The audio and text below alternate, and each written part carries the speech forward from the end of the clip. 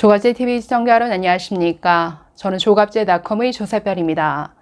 2023년 8월 18일 오후 5시를 가리키고 있습니다. 검찰이 쌍방울 대북 송금 사건 그리고 백현동 개발 특혜 의혹 이 두 사건을 묶어서 이재명 대표에 대한 구속영장을 청구하기로 했다. 자, 이런 보도가 이어지고 있습니다. 자, 이러면서 다음 주에 열릴 예정인 이화영 씨 재판에 관심이 모아지고 있는데 이화영 전 경기도 평화부지사의 재판은 재판 역사상 있을 수 없는 방식으로 벌써 2번이나 파행을 겪었습니다. 7월 25일 재판에서는 아내가 갑자기 고성을 지르면서 부부싸움이 일어나서 이 재판을 깽판 놓았죠. 그리고 8월 8일에 열린 재판에서는 이화영의 변호인이 아니라 마치 이재명의 변호인으로 보이는 듯한 김태형 변호사가 이 재판을 깽판 났습니다. 자, 그래서 벌써 2번이나 한 달 가까이 지체되면서 다음 주로 이 재판이 또 연기가 됐는데, 자, 민주당과 이재명은 이화영의 입을 막기 위해서 지금 온갖 수단을 다 동원하는 것으로 보입니다. 자, 그래서 지금 칼럼 하나를 좀 소개를 해드리려고 하는데, 변호사가 이 재판을 보면서 쓴 칼럼입니다. 자, 디지털 타임스 칼럼인데 제목이 파행된 이재명 재판은 명백한 사법 테러다. 자, 이렇게 규정하고 있습니다. 지금 이화영의 입에 모든 게 달려있죠. 이화영이 쌍방울 대북 송금 사건에 대해서 이재명에게 보고했다. 이재명이 이 모든 것들을 다 알고 있었다라고 법정에서 진술한다면 이재명으로 향하는 이 사법의 칼날이 바로 열리게 되는 것이죠. 자, 그래서 모두가 이화영의 입을 막기 위해서 지금 모든 수단을 다 동원하고 있는 것 같은데 이게 지금 명백한 사법 테러다. 이렇게 규정하고 있습니다. 자, 이 내용을 통해서 이 사건 좀 정리해 보도록 하겠습니다. 자, 읽겠습니다. 지난 8월 8일 이화영 전 부지사의 형사 재판에서는 법무법인 덕수 소속의 김형태 변호사라는 사람이 이화영의 변호인으로 출석해 약 50분간 고성이 오고 가다 결국 재판이 파행되는 난장판이 벌어졌다. 법조 경력 17년 차인 필자의 눈을 의심하고 귀를 의심하게 만드는 행태에 법조인의 한 사람으로서 분노를 금할 길이 없었다. 김형태 변호사가 어떤 사람인지 살펴보면 56년생, 연수원 13기로서 법조 경력이 매우 오래된 사람이며 민변의 창립 멤버이다. 민변 창립 멤버입니다. 그리고 이재명 대표의 선거법 위반 변호를 통해 대법원에서 무죄 판결을 이끌어낸 변호인단의 한 사람이며 해당 재판은 권순일 대법관이 출마자 스스로 자신의 이야기를 허위로 해야만 허위사실 유포라는 기상천외한 논리로 이재명 대표의 무죄 판결을 만들고 50억 클럽에 포함된 바로 그 재판이다. 결론적으로 김형태 변호사는 이재명 대표의 사람인 것이다. 김 변호사가 법정에서 한 행동들을 살펴보면 먼저 검사에게 당신이 변호사냐? 라고 고함을 쳤고 판사가 김 변호사의 행동을 제지하면서 언성을 높이자 판사님, 저한테 소리치지 마세요! 라면서 고함을 지르고 재판부에 대한 기피 신청을 했다. 형사 변호를 하는 변호인은 의뢰인의 법적 권리를 지켜주고 의뢰인이 최대한 관대한 판결을 받을 수 있도록 최선을 다해야 한다. 하지만 김 변호사는 무슨 생각이었는지 검사와 싸우고 판사를 자극했다.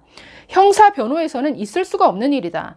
모든 피해가 의뢰인에게 돌아가도록 재판을 깽판 치는 상황을 담당 변호인이 일부러 만들어낸 것이다. 왜 일부러 만들었을까요? 입을 막기 위해서죠. 자, 계속 보시면 무엇보다 이화영이 이재명 대표에게 쌍방울의 대북 송금 내용을 보고했다는 결정적 진술을 한 검찰 조서를 증거로 하는데 부동의하는 의견서를 이화영의 동의 없이 마음대로 제출했다는 것이다. 아니, 이화영은 동의하는데 변호인이 그 의뢰인의 뜻에 반해서 이거 동의할 수 없다. 이런 의견을 재판에 밝혔습니다. 자, 그리고는 사임을 하고 자리를 떠났다는 것인데 결국 재판부는 피고인인 이화영의 의사의 반함을 확인하고 재판부 기피 신청도 철회하도록 정리했다. 변호인의 증거 의견을 인정하지 않고 배척하였다. 이런 결과를 김 변호사가 몰랐을 리가 없다. 그럼에도 불구하고 이런 작태를 벌인 이유가 무엇일까 궁금하다. 결국 재판을 지연해서 이재명 대표에 대한 구속영장 청구가 8월에 이루어지는 것을 막는 것이고 이것은 일정 정도 성공한 듯하다. 무엇보다 자신들은 판사도 검사도 겁을 내지 않는 사람들이므로 무슨 짓이든 할 수 있다라는 위력을 보여주고 이화영으로 하여금 이재명 대표의 유죄를 인정하는 발언을 하지 못하도록 겁을 주기 위한 목적인 것으로밖에 볼 수 없다. 신성한 법정에서 깡패짓을 한 것이다. 아니, 변호사라는 사람이 이런 수법까지 동원해서 의뢰를 협박하는 그러니 사법 테러죠, 이건. 자, 계속 보시면 결국 김영태 변호사가 출석하여 이화영의 변호를 한 것이 아니라 이재명의 변호를 한 꼴이 되었다. 이런 김 변호사의 행동에 대해서 검찰에서는 변호사 징계 개시 신청 등 필요한 조치를 하겠다고 알렸다. 하지만 필자가 보았을 때는 피고인의 의사에 반하는 증거 부동의 등 위계에 의한 공무집행 방해죄, 이화영의 진술을 막은 위증 교사죄와 같은 범죄 행위로 의율해서 엄벌에 처해야 한다고 본다. 그리고 그 배후에 이를 지시한 교사죄도 함께 처벌해야 한다. 아니, 김영태 변호사가 자신의 의지로 그랬겠습니까? 그 뒤에 당연히 배우가 있겠죠. 여러분, 그 배우 누구라고 생각하시나요? 자, 계속 보겠습니다. 현장에서 검사도 김 변호사를 향해 누구의 미션을 받고 온 것이냐라고 물었을 정도로 누군가의 사주가 아니라면 발생하기 힘든 상황이라고 봐야 한다.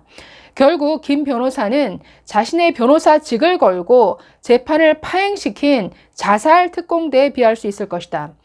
소름 끼치는 부분은 김 변호사의 이런 행동들이 민주당 및 이화영의 배우자가 한 행동들과 일련의 과정 속에서 함께 일어난 일이라는 점이다.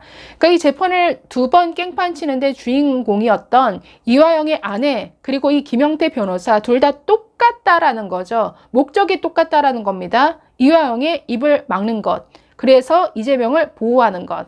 자, 계속 보시면 피고인의 배우자가 피고인의 진술을 두고 잘못된 이야기라고 하는 경우가 가족 관련 사건이나 배우자가 해당 진술의 증인이 아닌 이상 상상하기 힘든 과정이다.